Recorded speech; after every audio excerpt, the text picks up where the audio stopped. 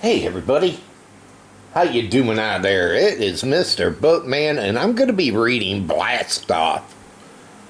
How Mary Sherman Morgan fueled America into space. Suzanne Slade, illustrated by Wern Comport. Please enjoy.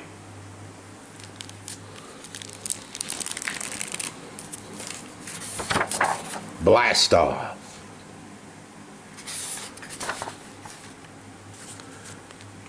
Mary Sherman grew up on a farm in North Dakota with 4 older brothers and sisters, but there was always too much work for too few hands.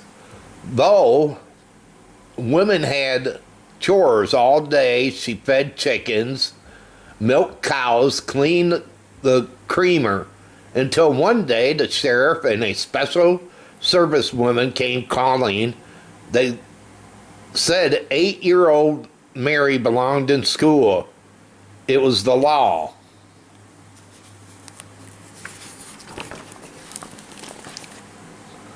All the children at school knew how to read, except Mary. She didn't even know the alphabets. Mary worked hard to catch up, but she had to keep up with her chores too. While milking the cows, she studied the sounds of each letter. Before long, she was reading stacks of books. Mary loved learning, and her favorite subject was science. In high school, Mary fell hopelessly in love with chemistry. She was fantastic by how teeny atoms made up everything. Her desk books, even the twinkling stars. Mary longed to study chemistry in college, but her parents wanted her home during doing chores. So Mary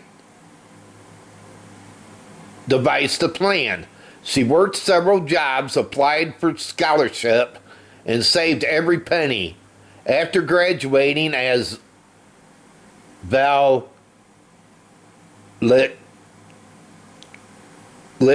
dictation of her high school class, she hopped a bus bound for Ohio.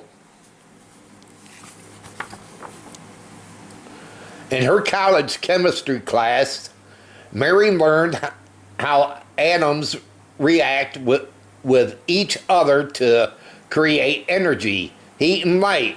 But after 2 years, Mary ran out of money and had to leave school.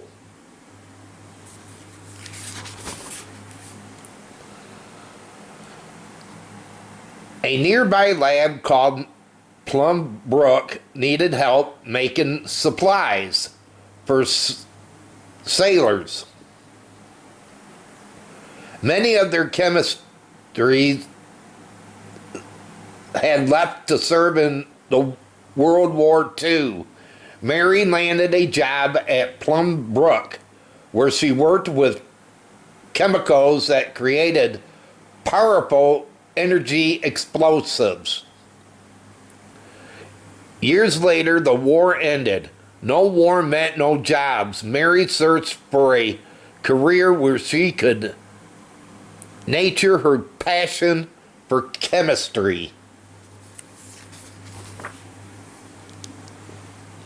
Unfortunately, a lab at North American Aviation in California was looking for chemists to design fuel for rockets that would explore space. To Mary, it sounded like the best job in the world, but the ad said college degree. Mary only had half a degree, but she knew she could do the work.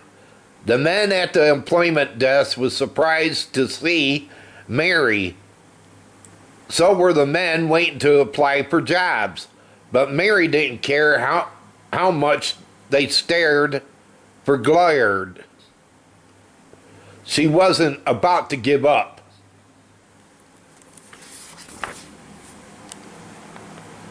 The engineering supervisor believed science was for men, not women. All 900 scientists in this department were men, intent on proving him wrong. Mary handed him her resume, showing why she was the perfect candidate.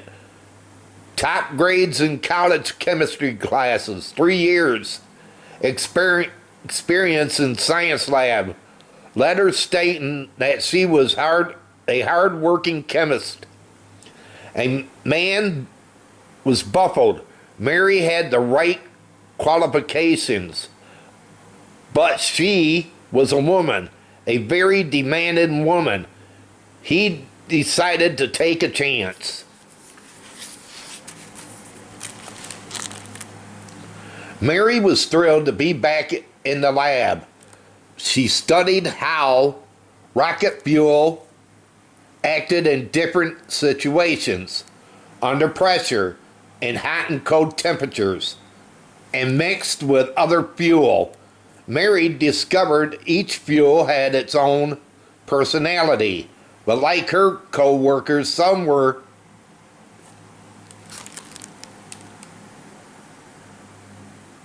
op-ads. Others were calm and stable, and some didn't mix well with others.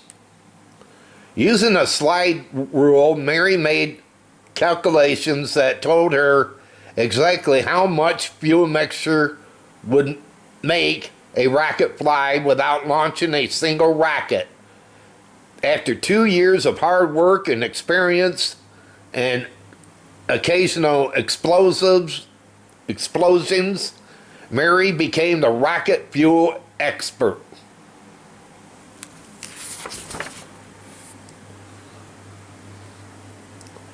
One day, Mary's lab received a top secret project: create the fuel to launch a rocket carrying America's first satellite into space.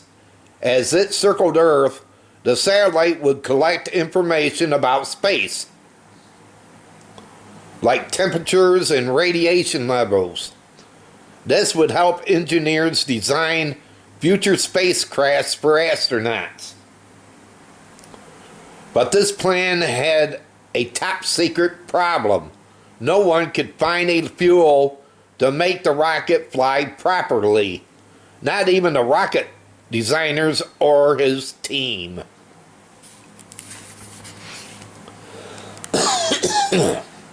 The assignment was compliance. The engineering supervisor needed his best man for the job, but everyone knew the best man was Mary. Mary bravely accepted the assignment. She couldn't wait to help America blast into space. She received 2 associates. Both had engineering degrees, but no experience working with fuel. It was up to Mary to solve the costume problem.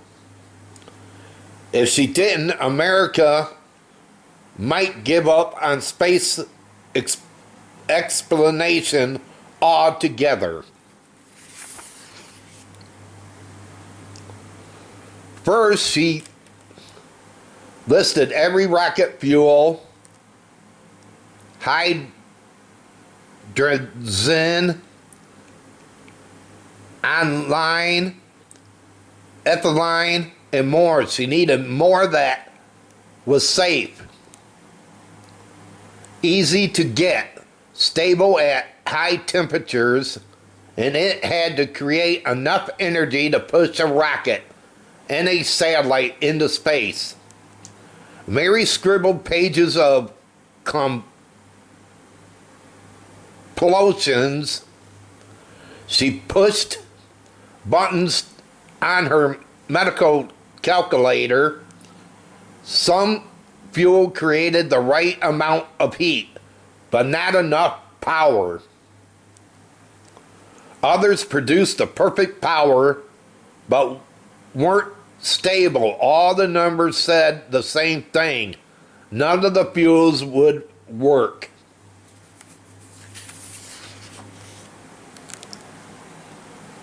Mary had an idea. She could mix two fuels together to make something new. Her pen scratched out more calculations. Finally, she found a mixture that worked on paper, but how would it burn in a real rocket engine?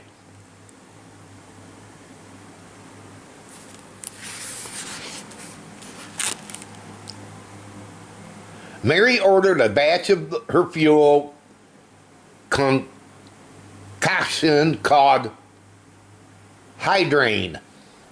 Then she headed out to the hill, a seclusive desert area. She needed to see how the fuel burned during an engine test on the ground. Technicians poured her new fuel into an engine. Would it fire properly or ignite or deadly disaster? Mary and the team held their breath.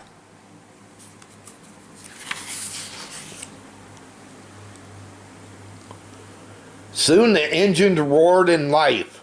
This ground shattered like a powerful earthquake. Seconds later, the engine stopped. Mary checked her numbers but didn't find any mistakes. They began to test again.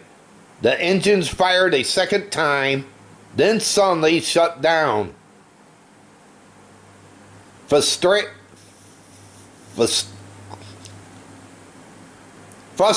Mary ordered a third test, but it failed too.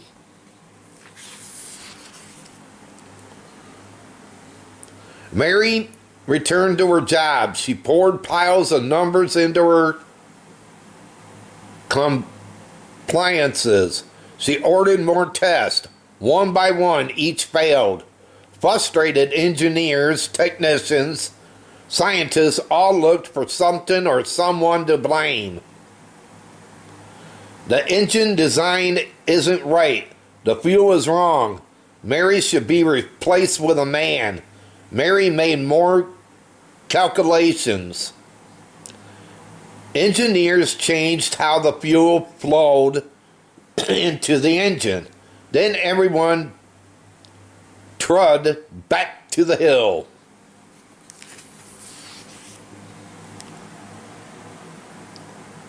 As the engines ignited, Mary crossed her fingers. If it didn't work, people would give up on the project. The engines roared and kept roaring. After two more successful tests, Mary's fuel was all ready to fly. But the project didn't launch yet. Engineers had to prepare the rocket and satellite for flight. Officials had to file the proper paperwork, and the rocket designer needed to improve everything.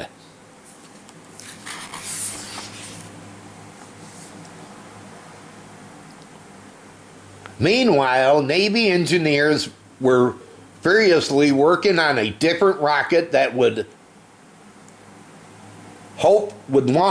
launch America's first satellite into space.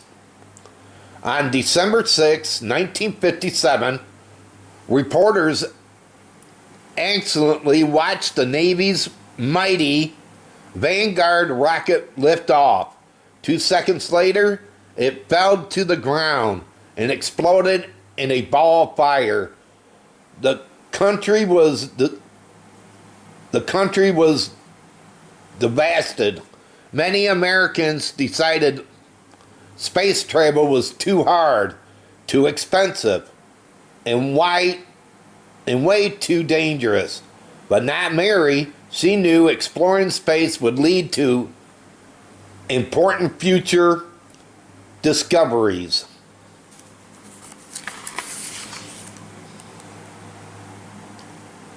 Two months later, and more than 2 years after Mary's first concocted hydrangea, technicians finally poured her fuel into a huge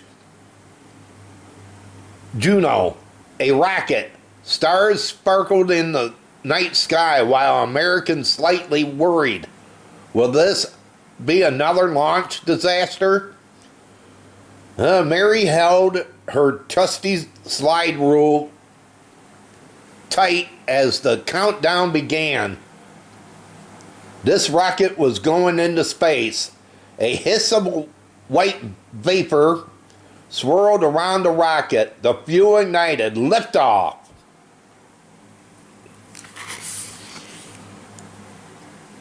Flames spewed from the rocket as it slowly crawled up into the black sky. Mary's fuel burned, smooth and steady, as it pushed the rocket faster, higher.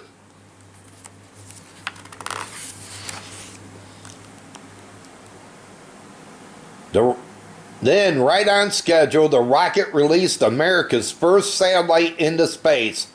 It began circling Earth, exploring the spectacular wonders of space. Fueled by Mary's concoctions, the groundbreaking mission inspired a nation, and that was just the beginning. Wow, wasn't that a good story? She became a scientist after not being able to learn anything. See what you can do. You know, if you don't go to school, you can still become something that's important to our world. You just got to believe in yourself. Well, everybody, I hope all of you enjoyed this story reading, and if you did, can you give it a thumbs up and share it?